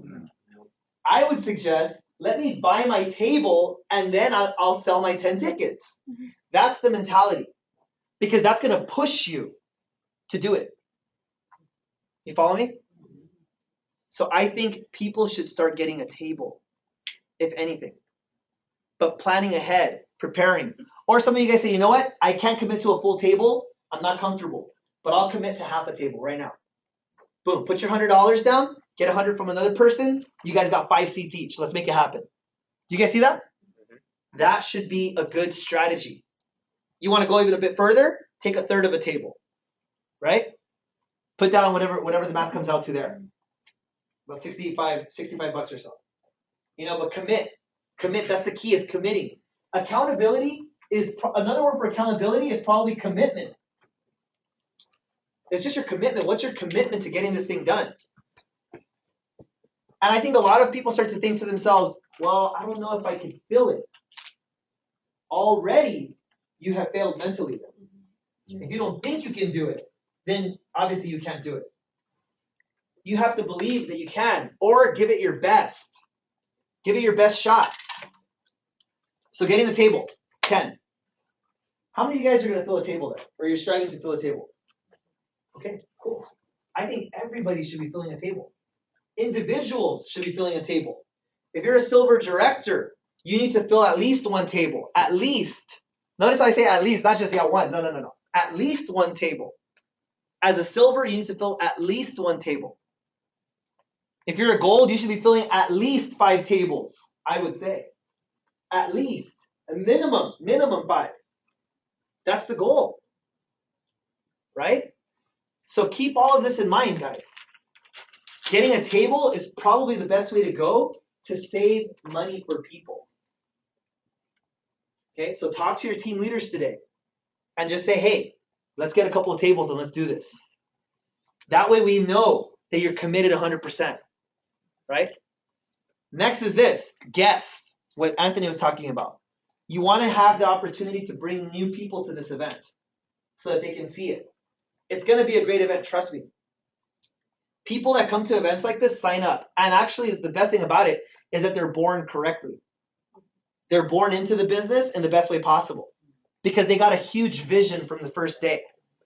Nothing could be better than signing up at a big event, at a huge event like that, because you're just like, wow, this is great. You see it from day one.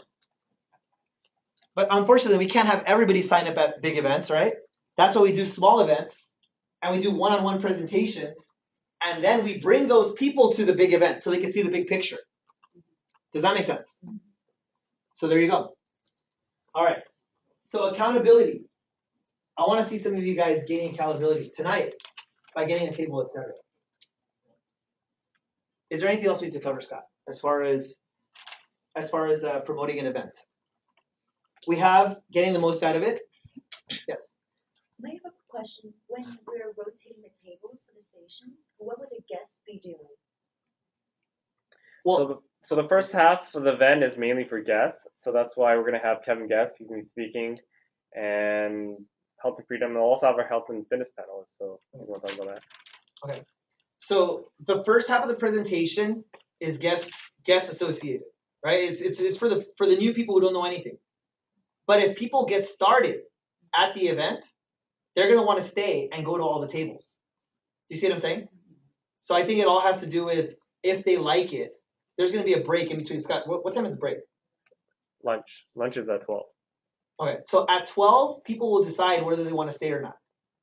If they're first timers, right? And what time does the event close? 4. Okay, 4. So the lunch break. All right, so let's go over the agenda real quick, okay? Let's go over the agenda. So we look at health and freedom. The health and freedom presentation, it's going to be really good, okay? Because at first we were thinking we're going to get some new people to do it. And then I thought to myself, you know what? No. I want to make sure that the speakers who are doing the health and freedom are the best of the best. And let's get the best freaking speakers up there, honestly. Because we want to hit a home run. We want to hit a home run on this. All right? Then we're going to have a short break after the health and freedom to see if people want to sign up, fill out their paperwork, all that kind of stuff. Then the welcome introduction. Okay? Then the president of the company will come up. Then the health and fitness panel comes up.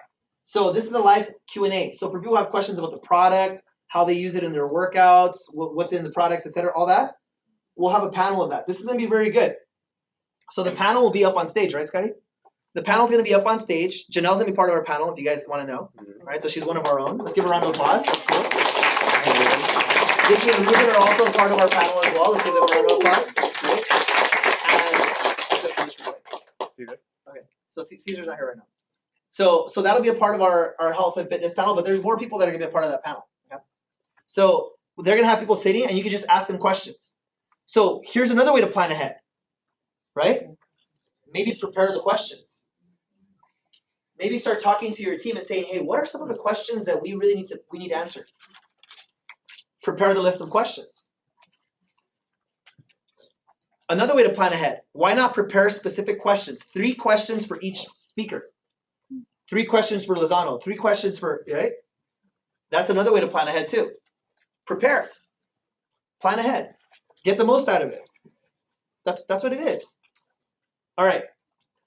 Andre Gordon. If you guys want to know Andre Gordon, he's an actor, and he's on television. He's on CSI, and he's on CSI, right? Is that the show that he's on? I can't remember anymore. I don't watch a lot of TVs. What show is it? Anyways, he's been on a lot. He owns his own production company as well, but he'll be there, and he's a new gold director. He's doing really well right now too. Okay, and then lunch break. Now, here's another way to plan ahead. During the lunch break, be careful. Beware. How long is the lunch break? An hour. All right, where are we at? La Mirada Holiday Inn? The only things around, if you really want to plan ahead, look at the surrounding restaurants. No, it's gone. I think it's gone. What? Red Robin. It's gone. It's gone. It used to be there. There used to be a Red Robin right there, which was nice. But if you guys ever had the freckled lemonade, it's good. But it's gone. So somebody needs to get on Google Maps straight away and start, investigating.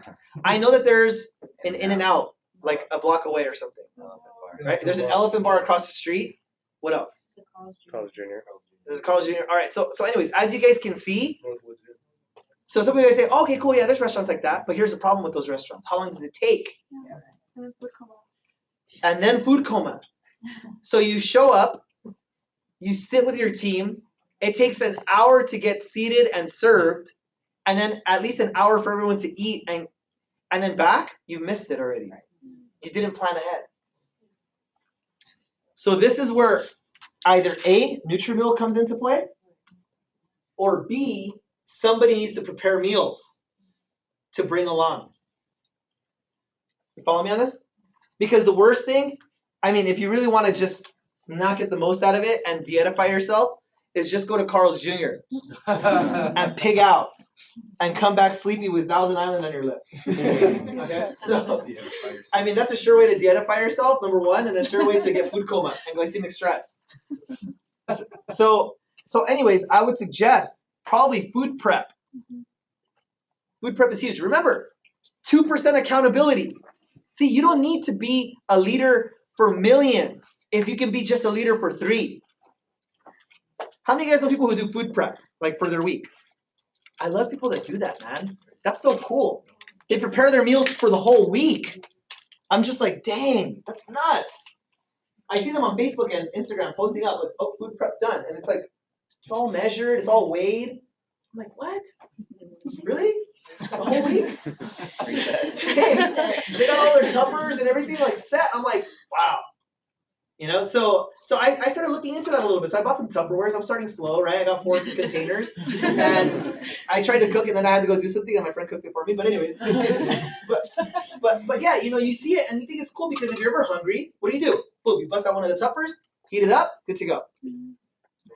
It's done. Right? So you say, well, I want to eat my food hot. Then you gotta get that little insulated igloo, man. You gotta take that with you. Right? But how cool would it be to see a team that's assembled correctly during lunchtime?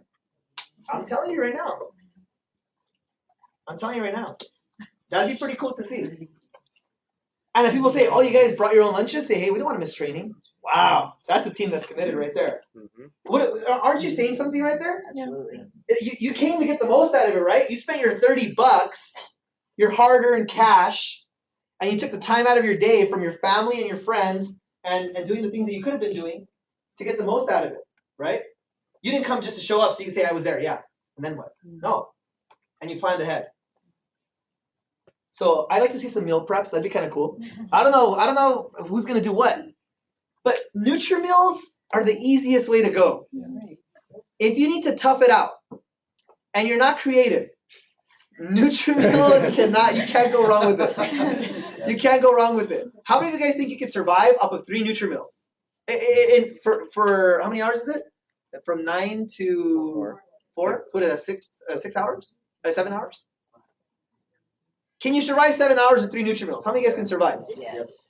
With 3 Nutrimeals and 2 bars, can you survive? Yeah. There you go. Problem solved. But some people say, oh, hey, I don't want Nutrimeals. Right? There's always those people, dude. I want to choose something. All right, fruits. How about fruits? Bananas. You can't go wrong with a banana. Beethoven's favorite fruit. Banana. All right, but anywho, you guys know for sure bananas are the bomb. What else is a good fruit? Apples. Chop them up.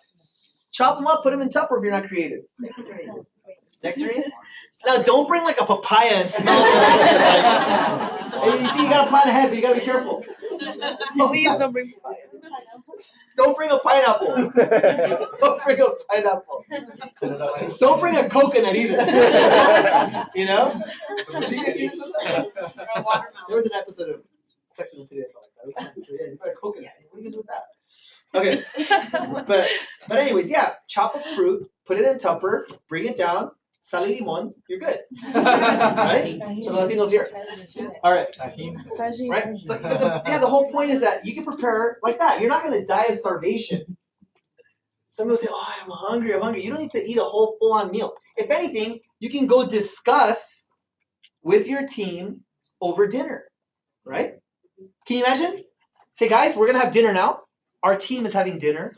And we're going to discuss everything that we learned over dinner. And then we're going to go see Planet of the Apes after that. I'm joking. No, but wouldn't that be kind of cool? Some people say, oh, it's expensive, man. Having dinner afterwards with all these people, it's at least another $40, $50. Yeah, well then why don't you meet up at somebody's house and have like a little potluck thing? You know? Everyone brings something. See, that's nice too, right? Yeah. More warm. I'm telling you, man, people don't understand that you don't have to spend a lot of money to have a good time. You know what? I learned that growing up. Because I grew up with Doug. Okay? I grew up with the Muppet Babies. Do you guys remember those cartoons? Yeah. And you want to know what those cartoons did? They taught you to use the most powerful thing that you have, which is your imagination to have a good time, not anything else. See, now we need something to stimulate us. Back then we were said, you can be anywhere you want, just imagine it. They never left the nursery and they were all over the world. Right? Doug never did anything besides go to school and stay at home, and he was a superhero, he was everything. Okay, so if you guys ever saw Doug, but now we have, Family Guy. It's different. And hey, I love Family Guy. He's hilarious. But I don't think it's the message we want to send children. Okay. So anywho, do you guys follow me on this though? Yes. Like, yeah, be simple. Use your creativity, man. Use your imagination. How cool would it be to meet with your team and the potluck and celebrate it, and really thrive and say, you know what, guys, we did good today, man. We freaking all showed up. We got the most out of it. We're discussing. I mean, how cool would that be? See, that's a company. That's a team effort right there. And that's going to make you guys feel confident in yourselves. You guys can accomplish. And what is this the tee up for? See, a lot of you guys wonder, why are we doing this event? Why am I getting the most out of it and planning ahead? Why even do this event? Because ultimately, what I'm trying to get you guys ready for is convention. Mm-hmm. At convention, it's this every day for how many days? For about 4. It's like, if you guys have ever seen convention, it seriously looks like a battle zone.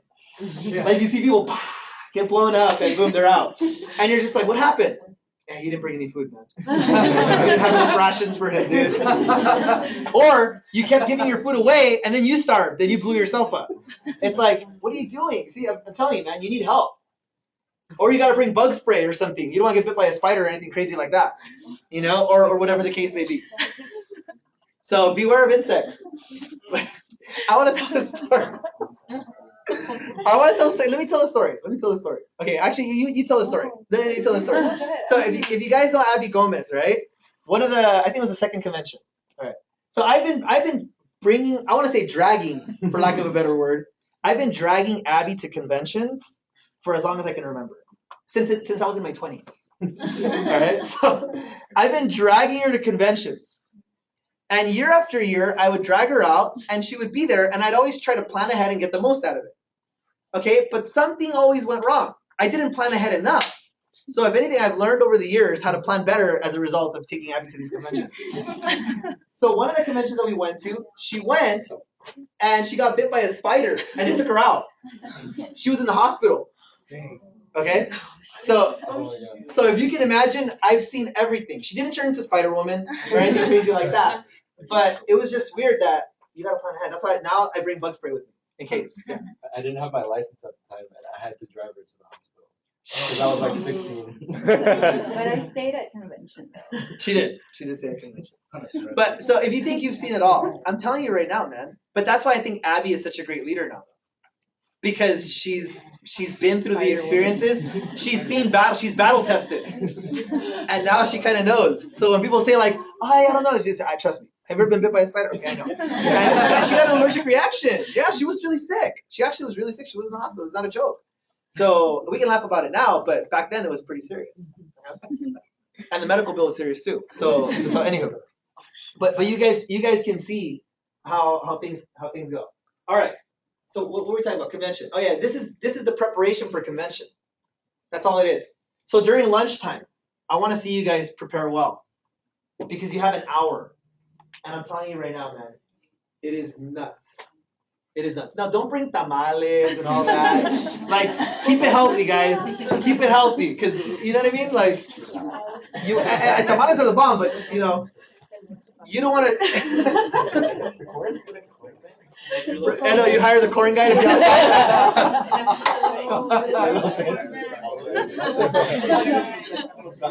Street dogs. Oh my god. All right, and I don't want to see somebody turn into an entrepreneur there and stand up and say, "Oh, I sell hot dogs." No, like seriously. They're vegan dogs. Oh my god. Okay. I'm sorry. Hold on. Sorry. Okay. So anywho, back to the point. Okay. So yeah, lunchtime is gonna be a serious thing, and I'm letting you guys know from all the experiences that we always see it happen. People come and I tell them, how did the event go? Yeah, I learned it was good.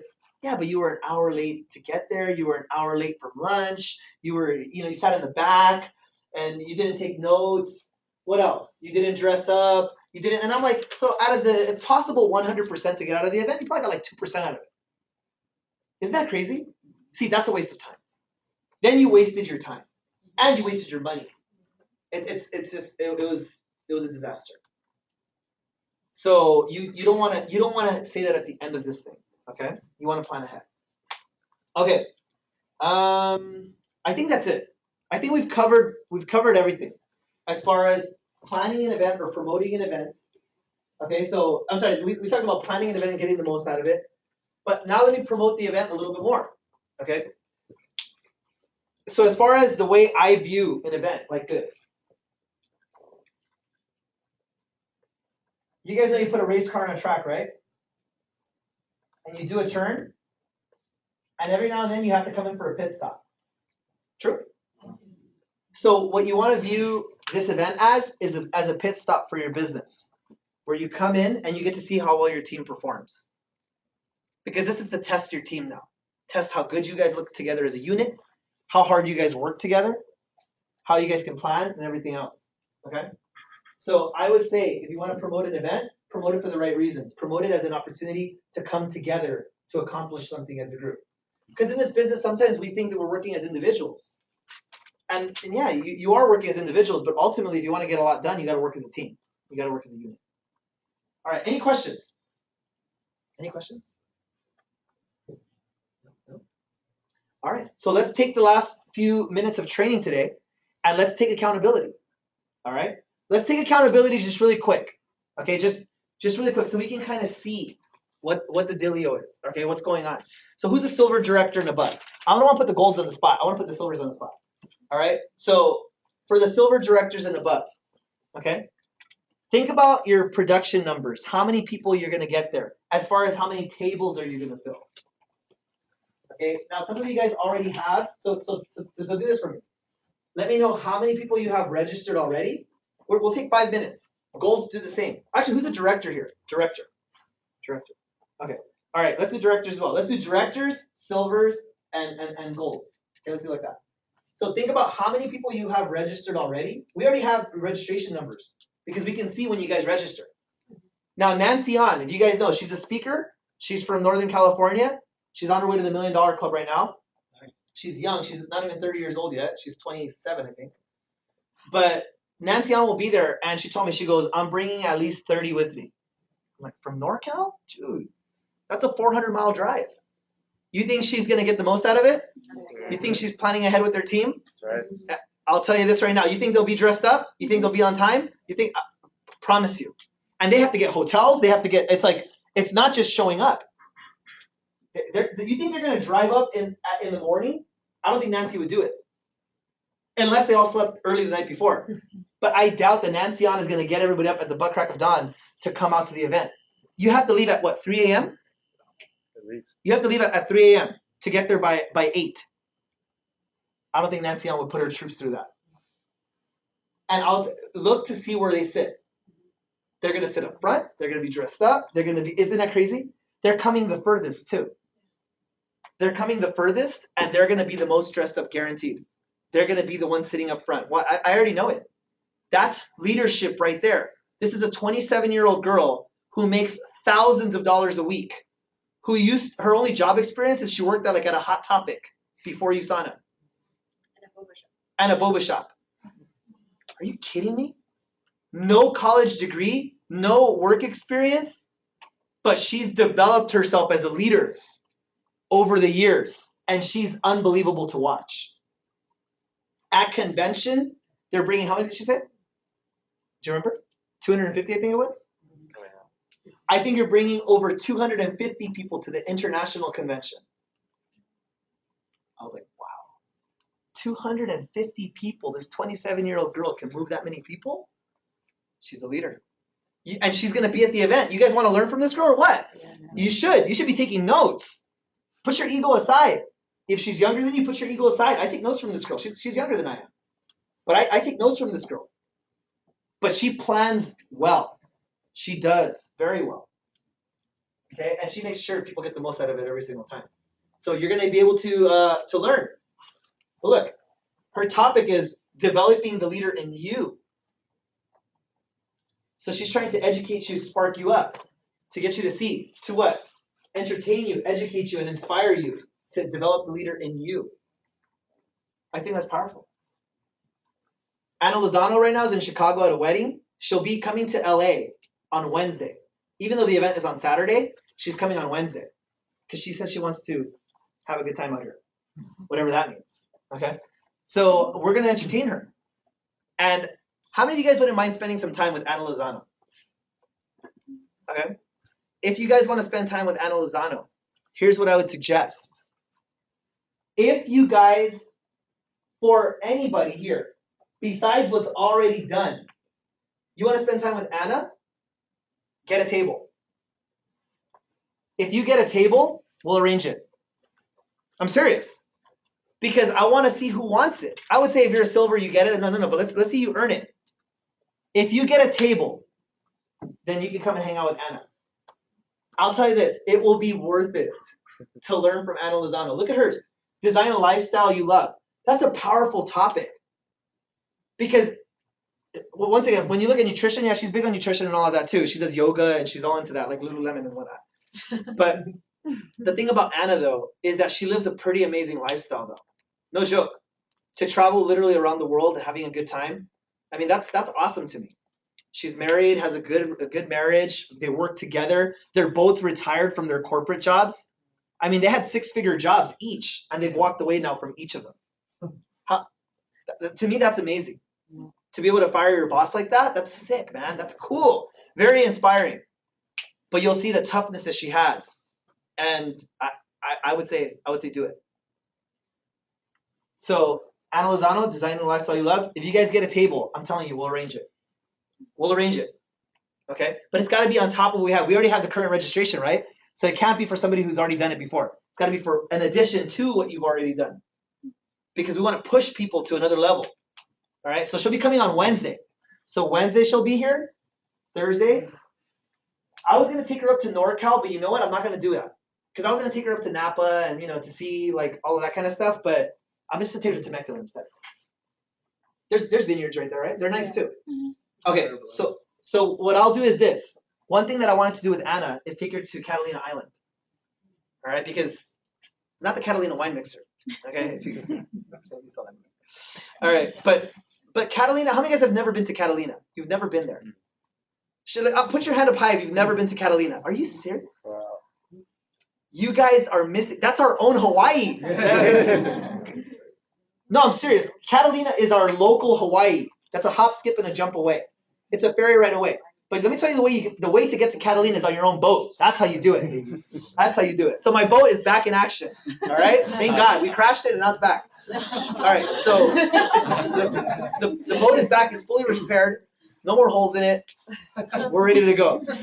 Sanchez was there. He was with me in Havasu when the freaking whole thing went down. The boat it took a hit. It took a hit. But the boat's ready. I'm going to go pick it up today. So wouldn't it be nice to go to Catalina with Anna Lozano? Yes. Wouldn't that be nice? Yes. I can only fit 12 people. Okay, but we'll leave early, man, when there's no waves. Okay, because you guys don't want to be out there when it gets choppy. Trust me. We've done it the wrong way already. Huh? Well, I'm thinking we thought of doing it on Sunday because she's gonna be going back home on Tuesday. So I thought of doing it on Sunday, you know. But then I'm thinking, why wait that long? Yeah. Why not do it like on Wednesday when there's nobody out in Catalina? Because on the weekends it gets busy. See, if you go and spend one night over there, it's nice. Now, if you can't spend the whole night over there because you're just not there, you know what I mean, like financially, or you're not there schedule-wise, then go with us, and then you can take the ferry back. Right? Stay the whole day, and then take the late ferry back. But we're gonna go in the boat, and we're gonna come back on the boat. So for sure. I'm still thinking about it. I'm still thinking about the days, the logistics. Because what's another thing we could do for Anna when she comes? What's a cool LA thing to do? What about those hikes? She's into hikes. Yeah. You guys have done some of those pretty amazing hikes, right? What's the most amazing hike in LA? Sapphire Falls. That's a Rancho. Rancho? That's not too far though. What's there? Is there a waterfall to jump into? Yeah, she want waterfall or what does she want? No, I want to jump into something. Anything. The one in Rancho? Yeah. Has she bungee jumped before? Bridge to nowhere. Which one is it? Bridge to nowhere. What is that? Azusa. It's when you bungee jump off the bridge. In Azusa? Yeah. Wait, right here in Right Azusa? here. Yeah. Straight up. I've never seen it. There's water there? Yeah, you can. There's a nice little creek. It's a 10-mile hike. It's like a 5 in and then 5 out. In Azusa. To get to the bridge, and then you can bungee, And and there's a then zip line. it's 5 miles back up. 10 miles? Yeah. I don't think I've ever done 10 miles in my life. Not that- 10 miles. I even walk I don't think I can. I can barely rollerblade 10 miles. Are you serious? 5 miles in. It's not So that it's a bad. whole day. This is a whole day thing. It's like maybe it's like 2 or 3. If you go early. 2 or 3 hours. No, till No. 2 or 3 in the afternoon. If you leave like around 7 a.m. Okay, and then you get there and then you bungee there. Yeah, because I think you have to get there by noon or a certain time, and then you have to sign up for the bungee, like online. Who's done the bungee before here? Is it legit? Yeah. It's so Is it scary? Yeah. Holy cow, my heart's already pounding. I don't think I can do it. I did skydiving. I don't think I can do bungee though. It's scary. It's not scary. Do you get that feeling? Yeah. You feel like you touch the floor. Yeah, because skydiving, you don't feel how close you are to everything. But in bungee jumping, you know that you're falling very fast. It's Right, very- 9.8 meters per second, for sure. Don't think about it. Think about the probability. All right, who wants to go on that hike to the bungee? Who's down to do that? See, what I'm saying is this. I want to get the most. Here, remember, look. When you guys see the event, I'm not just trying to get the most out of the Saturday event. I'm trying to get the most out of Anna Lozano being here. You follow me? See, she thinks she's coming on vacation. I'm gonna work her while she's here. It's true. I gotta work her while she's here because when's the next time we're gonna have her out here? I won't. And I think Nancy Ann's gonna be here as well. She might be coming in early. Okay, and I'm having them stay at my house, which is nice. Because I told them, you guys want to stay in a hotel? They're like, no, we'll just stay at your place. I'm like, even better. All right, so I'll have them there. So I'll be able to keep an eye on them, you know, and get them up early and all that kind of stuff. Guys, you want to spend as much time with these people as possible. They're freaking amazing. Truly, truly amazing. Okay, but I don't want to bring, you know, all of you, everybody here. Let's all go. And it's like, she's like, no, I want to take the people who really want it. A select group of people that really, really, really, remember, the executives versus the people who are in it just to make money.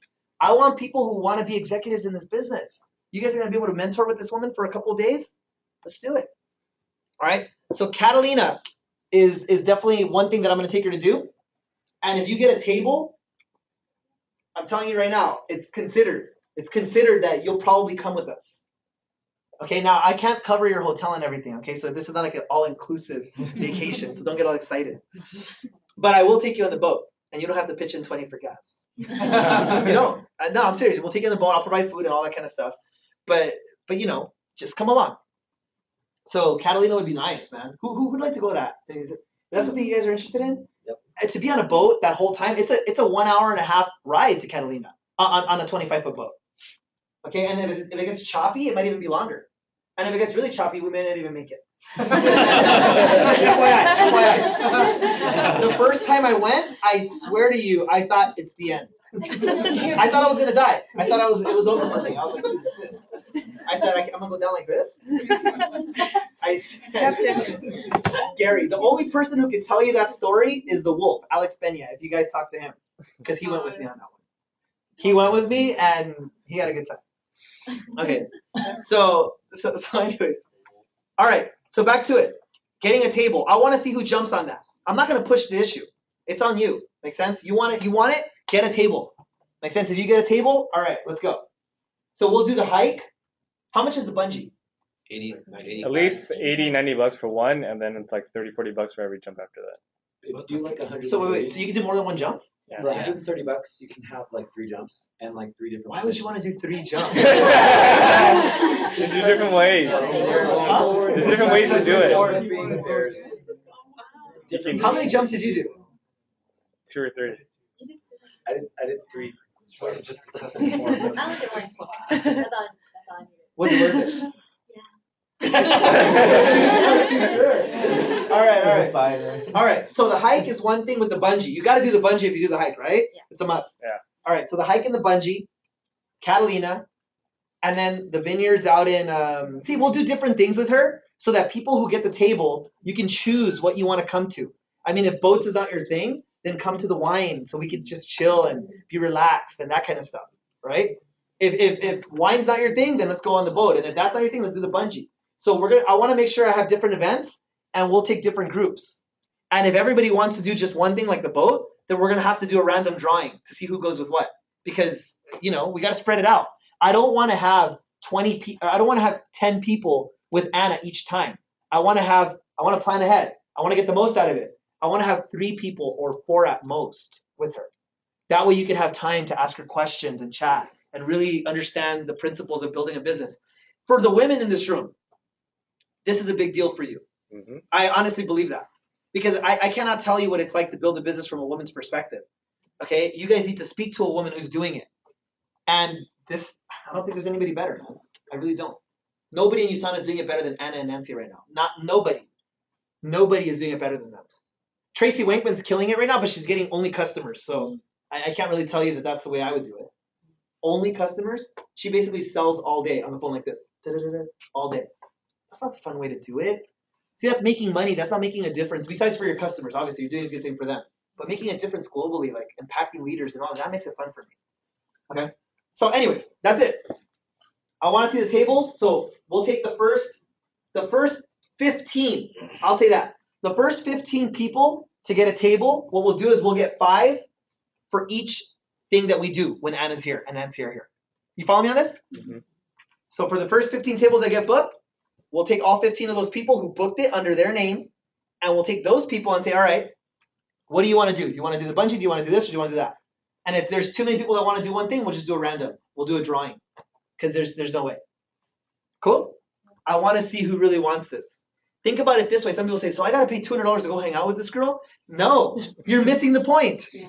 You got to pay $200 to reserve the table and sell the 10 tickets so that you can bring 10 people to your table and kick butt. Mm-hmm. That's the way you're supposed to view it, not I need to go spend $200 to hang out with this girl. No, dude, you're missing it. You're missing the whole point then. I'm trying to create accountability, and I'm using my creativity to do so. Okay. Alrighty, guys. Last thing I want to announce before we go is this guy right here. Stand up real quick, please. Woo! You guys want to see Alexis real quick? Alexis is the winner of our challenge. She won $500 cash for getting the most health assessments. Can we give her a big round of applause? And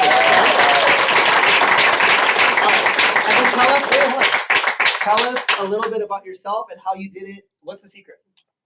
Hi, I'm Alexis Ramboyan. I'm part of Team West and Team USANA. Thanks, Mike, for introducing me.